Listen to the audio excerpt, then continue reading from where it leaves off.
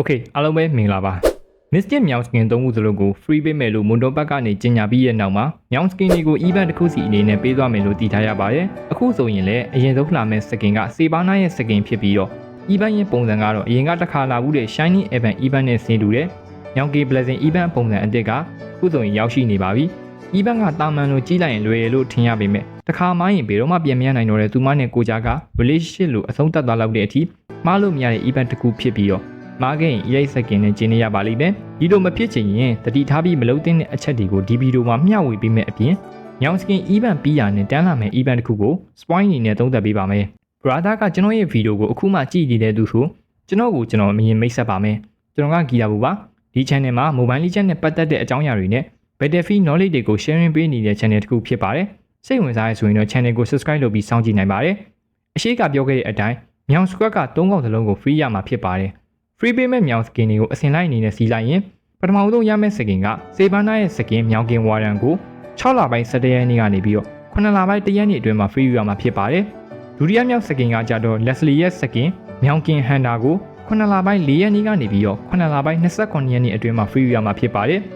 ်တတိယမြောက် skin ကကြတော့ Julian ရဲ့ skin မြောင်ကင် Tracker ကိုတော့10လပိုင်း6ရက်နေ့ကနေပြီးတော့10လပိုင်း31ရက်နေ့အတွင်းမှာ free ရမှာဖြစ်ပါတယ်အခုရောက်နေတဲ့မြောင်ကင် blessing ဆိုတာကစေဘာနာစကင်တစ်ကောင်တည်းကိုပဲ free ယူဖို့ဖြစ်ပါတယ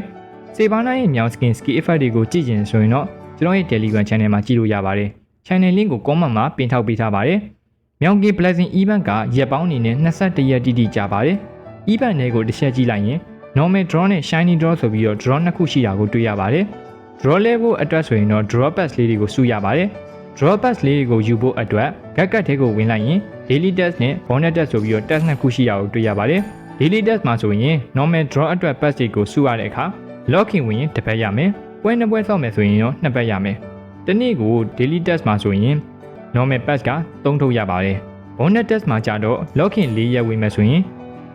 pass က5ထုတ်ရမယ်တစ်ပတ်အတွင်းမှာ K ဒါမှမဟုတ် assistant 300အထိစုနိုင်မယ်ဆိုရင် shiny pack က5ထုတ်ရမယ်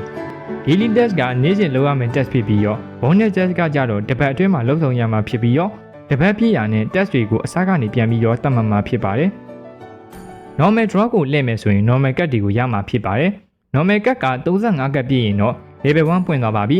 level 1ပွင့်တဲ့အခါမှာ elite skin ဘောက်ကပွင့်ပြီပဲဖြစ်ပါတယ်ဒီမှာတစ်ခုပြောပါမယ်လုံးဝမယူပါနဲ့ကိုကစေဘာနာ skin ယူဖို့ဆုံးဖြတ်ထားတဲ့သူဆိုရင်တော့လုံးဝမယူပါနဲ့ဘာလို့လဲလို့မေးရင်ဘောက်တစ်ခုကိုယူပြီးရင်နောက်ထပ်ဘောက်တွေကို upgrade လုပ်လို့မရတော့ဘဲနဲ့နောက်ထပ် skin တွေကိုလည်းယူလို့မရပဲ elite skin နဲ့ပဲကျင်းနေရပါမယ်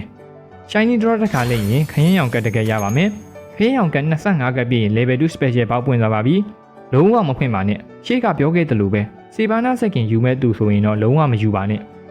ခရင်ရောင်ကတ်35ကတ်ပြီးရင်တော့ level 3 epic ပေါက်ပွင့်သွားပါပြီဒီတစ်ခါမှသာ level 3 ဘောက်ကိုဖွင့်ရပါမယ်ဒီထဲမှာစေဘာနာရဲ့မြောင်ကင် warden skin ကို6လပိုင်း25ရက်နေ့ကနေစပြီးတော့ epic ပေါက်မှာလဲယူလို့ရပြီပဲဖြစ်ပါတယ် level 3 epic ပေါက်ကိုရောက်ဖို့အတွက် shiny pack က35 pack လိုပါတယ် bonus test ပါ1 week ကို10 pack ရတယ် event က21ရက်ဆိုတော့3 week ကို pass က30ရမယ်လိုအပ်တာက35 pack ဆိုတော့5 pack လိုတဲ့ pass 5ခုကိုဘယ်ကနေစုရမလဲဆိုတာကိုပြောပြမယ် normal draw ကနေလဲလိုက်လို့ရလာတဲ့ကတ်တွေထဲမှာရှိပြီးသားကတ်တွေထက်နေရင် decimal ကတ်ထဲမှာ pass ရင်းနဲ့လဲလို့ရတယ်ကတ်တစ်ခုကို fragment တစ်ခုနဲ့ညီမျှတယ်ဒါကြောင့် fragment 20ကို shiny pack ကတစ်ခုရတယ်ဒီလိုနဲ့စောစောကလိုနေတဲ့ pass 5တို့ကိုဒီလိုနီးနဲ့ရှာလို့ရပါတယ်ဒီလောက်ဆိုရင်ဒီဘက်အတွက်မလုပ်ရမယ့်အချက်နဲ့လုပ်ရမယ့် test ပုံစံတွေကိုသိပြီးလို့ထင်ပါတယ်ဒီ skin တွေကိုပေးနေတော့မှယူထားပါဒီ skin တွေကတူမလိုပဲနောက်တစ်ချိန်ပြန်လာမှာမဟုတ်ပါဘူးဒီ skin တွေကိုမဖြစ်မနေယူရမယ့်နောက်တစ်ချက်ရှိတယ်အဲ့ဒါက event နဲ့ကိုဝင်လိုက်ရင် free metro 0 token ဆိုတာကိုဝင်လိုက်ရင် event တစ်ခုတွေ့လိမ့်မယ်ညောင်ကင် skin 3ခုစလုံးအပိုင်ရပြီဆိုရင်ဘောက်တစ်ခုကိုရပါမယ်ဒီပေါက်ထဲမှာမကြခင်လာဖို့ရှိတဲ့ event တစ်ခုအတွက် draw token 3ကပ်ပါပါမယ်ဒီ event ကတော့ metro 0 series event ပဲဖြစ်ပါတယ်ဒီ event မှာပါလာမဲ့ skin တွေက Roger, H-Bound, Izia လို့ဆိုရဲ3កောင်ဆိုပေမဲ့တကယ်တမ်းကျတော့5កောင်ဖြစ်ပါတယ်ကျန်တဲ့ Camellia နဲ့ Sicilian ရဲ့ skin တွေကိုတော့ Phase 2 သဘောမျိုးနဲ့လာမယ်လို့တည်ထားရပါတယ် skin ပုံစံနဲ့အနေထားကတော့ color design ကိုကြည့်မယ်ဆိုရင်အတော်လေးသဘောကျစရာကောင်းတယ်တီးကြတဲ့အတိုင်းမွန်တွန်းနေနဲ့အခုနောက်ပိုင်းထုတ်ပေးထားတဲ့ skin တိုင်းမှာ